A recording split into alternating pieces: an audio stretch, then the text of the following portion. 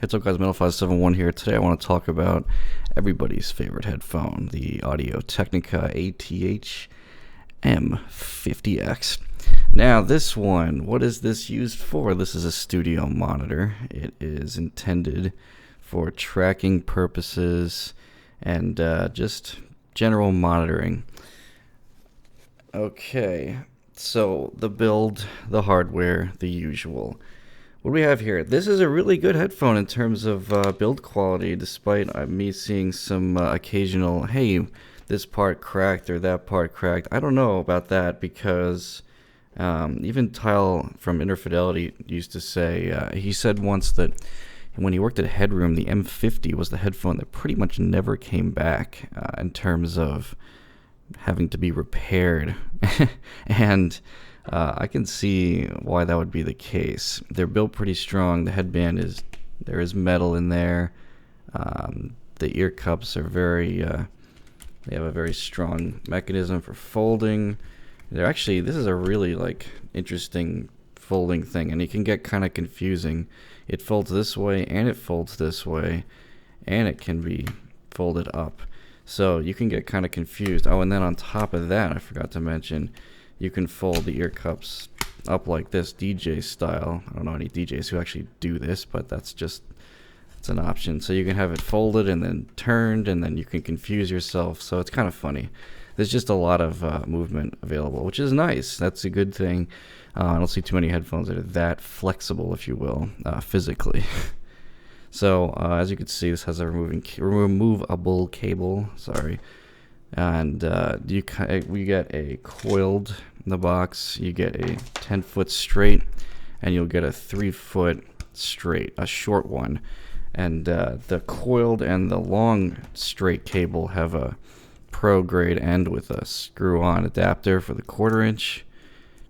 And the mobile one has a thinner. That's actually something I don't find people mention. I never really realized this until I bought this thing.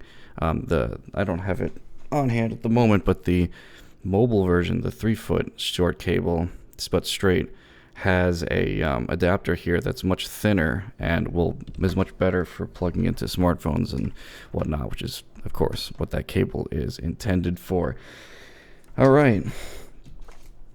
So comfort, yeah, this is actually, and I've had quite a bit of experience with this headphone because the M50, as an aside here, was the first headphone I ever heard that was of something other than crap tier, if you will.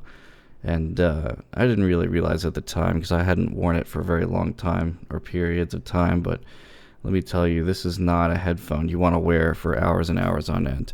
At least it certainly does not agree with me. Like it may agree with some people. You have to have pretty small ears. This thing is one of the smaller headphones that can still be classified as circumaural. These are just not tall enough, and it's disappointing because, you know, for $150 some odd that they're selling for, maybe $170 sometimes now, you know, you should have something that's comfortable. I know, that's not always the case, but in these, I just really dislike the way these things feel for very long-term listening. And this is a studio monitor, so it's supposed to be such that you could wear it for a long tracking session. Who knows? But they just don't get along with me. Thankfully, there are many pads that do work with this thing. I just so happen to still have my NVX XPT 100 pads right here. And yes, they do affect the sound quality. Yes, they are massively more comfortable. I'll get into the sound quality considerations later. But if you're going to buy these and you're absolutely dead set on buying these, you know, if you find the stock pads uncomfortable, you can get yourself some Brainwaves HM5 pleather pads, which will isolate as much, if not better, than the stock pads and be far more comfortable because they're much larger and much deeper, both of which these are just not. So that's my blurb on comfort. Some people may have some issues with the headband. It's not the most plush in the world. It's only just a little bit of padding here. So I usually do not personally have issues with headbands of headphones. Except if they're a Grado. But with this one, some people may. So another one of those cases of should probably buy it from a source where you can return it if you don't like it, or try before you buy, if you will. Although it's hard to judge comfort in a store. So that's why I'm here to tell you, over long periods, I do not prefer these. All right, sound. Here we go. Now, this is funny because these are one of the most recommended headphones, probably of all time. I mean, these are everywhere. Every guide I read on the internet, you'll see the M50X praised as one of the best, and you know, so many people on HeadFi will parrot other people over and over and over and over and over again. Just buy the M50s and be done with it. I am going to give a strong no, and do not listen to that advice as a reaction to people who say things like that, and I'll describe why. All right, let's talk about the bass first, as usual. The bass on these is weird. Colored, lumpy, muddy, whatever you want to call it. Okay, it's not that muddy. It actually didn't strike me as muddy. Some people describe it that way, but it certainly has issues. The sub-bass extension is very good. Let's start with the good things about it. The sub-bass extension is very good. I like the level it's at. I don't think it's boosted by that much overall. Maybe a couple of dB above flat overall. However, the problem really manifests itself in the coloration of it. You've got a nice sub-bass boost on graphs, just a kind of a small one. But the problem is there's this mid-bass bloat, and looking at the graph right now while I'm doing this review, I can easily see that there's pad bounce at 100 Hertz and 150 Hertz. There's a bump, and that kind of makes it an issue. And there's even that bump goes out to 200 Hertz before it falls off. So what you get is this kind of bleed into the mid-bass, and it kind of just, I don't know, it just doesn't sound right to me at all in terms of the bass being, this is not an organic sounding headphone overall, absolutely not. It's just, it sounds colored, the response sounds lumpy. It's not particularly flat. I don't know why Audio-Technica is like, this is such a flat headphone, this is such a, it's not. It really doesn't sound like that. It's actually kind of sounds more like a fun headphone if I had to classify it. And part of the reason is, of course, the bass.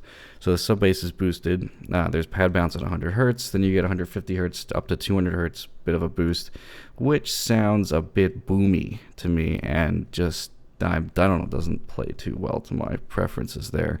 And I technically am kind of a bass head. I like my sub bass, but I don't like it to bleed, and I don't like it to emphasize the boomy going towards the upper bass frequencies. And which leads into another issue. Let's talk about the mids.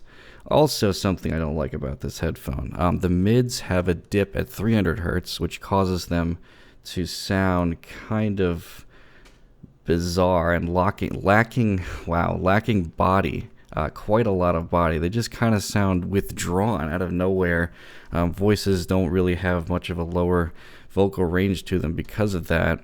I'll talk about EQ later, but I definitely had to add quite a bit in the, very bizarrely, I had to add quite a bit of energy in and around the 300 Hertz region to bring that back up, because there's a prominent dip there. The pads actually have something to do with that, which I'll talk about when I get to the XPT100 pad changes in a couple minutes here. And then on top of that, the mids also sound colored. They don't really come to a peak like they're supposed to. They come up a little bit early. 2000 Hertz sounds increased over what it should be, giving them kind of a vocally presence boost. It's not as bad as, you know, the Q701, but it's kind of the same type of coloration. The other bigger issue for me is that that boost starts early and then kind of comes to a plateau, and then this is 4K, and 4K is boosted, and 4K on this headphone is piercing to me. It's not super powerfully awfully forward, but if you listen to some metal, with some genres, you'll find the guitars to be quite a bit forward. And so you get this strange kind of like boomy bass and like this peak at 4K, and these two, this is what kind of gives these its V-shaped signature. Flat, no. Organic, no. V-shaped, yes. And that's how these sound with the bass and the mids. The treble actually sounds slightly withdrawn on this headphone. I don't think it's piercing at all. It's definitely not bear-like. It's definitely not forward. and it has pretty good extension. From what I remember hearing, the M50 has more of a peak up at 10K, and that was kind of fixed in this headphone. It was supposed to sound darker, but what I got here is a headphone that kind of sounds like it's got a fun, bassy signature with a nice prominent 4K peak in the mids. And that's not flat to me, nor is it kind of, I don't know, if you're a neutral head, this is really not the kind of thing you're looking for. However, if you like slightly aggressive mids, if you like punchy bass that bleeds into the upper bass, if you don't really care about the 300 hertz region probably at all, okay, you probably will like these. They're pretty good in terms of speed. They EQ pretty well. I didn't have any issues EQing them. I'll get to that in a second. But it bears mentioning that the soundstage on these really is as closed in, sadly, as people say. A being these right against even the SRH 440 was almost laughable because the soundstage was quite a bit wider on the SRH 440, at least for a closed back. Not the widest I've heard on a closed back either. But obviously you're not going to be touching the HD600 Q701 DT80 region on the soundstage width and imaging on this headphone. I mean, we know that, but it's unfortunate that headphones that are even cheaper than this, like the Brainwaves HM5 and the SRH 440, simply outperform it in soundstage. That's just the way it is. I mean, there's no question about that. It is true. So, pads. Now, I did actually try the XBT100 pads, which are basically the same as the HM5 pads that you can buy on Amazon separately, and the results were quite mixed. The bass actually lost a lot of its punchiness. It kind of flattened out more, sounded quite a bit more recessed. Thankfully, it added a lot more vocal body that was hugely missing from these pads, but it did something with the sibilance region that my ears did not agree with. They sounded kind of forward in 5 and 6K, somewhere around there. It was quite a, I don't know, it kind of sounded different, but I wouldn't necessarily say better. I think the soundstage was slightly wider. You know, it's kind of hard to compare pads when you only have one of these M50s around, but I still think the 440 is better for this, and cheaper. Now I'm going to talk about EQ, which is a new section that I have not done before, but I use, anyone who's followed what I'm posting on r/headphones all the time knows that I use Equalizer APO quite a bit now. Equalizer APO with the Peace GUI plugin. And I'll put the profile of what I used for these just so you can check it out in the description for download. Or maybe I'll just put the settings in there so you can check it out on whatever program you want to use. As long as it's a parametric EQ, it'll work. And yeah, these actually responded pretty well to EQ. I was able to remove that 4K peak and, you know, add some air, reduce the ridiculous mid bass hump, increase the dip at 300 hertz, and it was quite decent. But that still doesn't help the soundstage. It doesn't help that you're starting with a lumpy response in the first place. Doesn't help the comfort. So that is what it is. And finally, that's really what I think about these overall.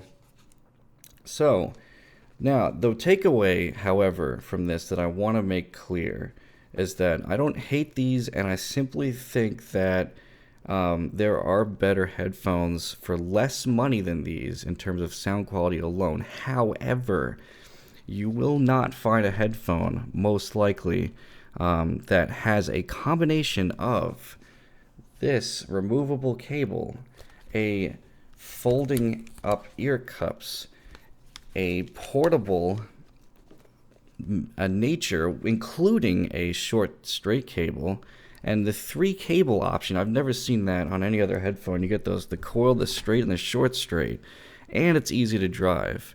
And it doesn't sound like crap. So that combination is pretty good, and is one of the only reasons why I would recommend this headphone to somebody.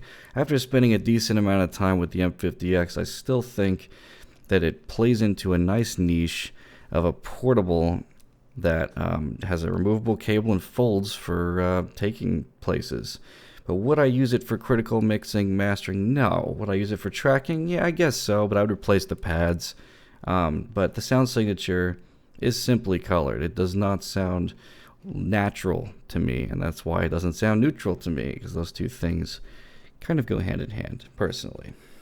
All right, so there you go, and I'll see you guys in the next video, which hopefully will be sooner than my 1 month hiatus here since the last one. All right, guys, take care.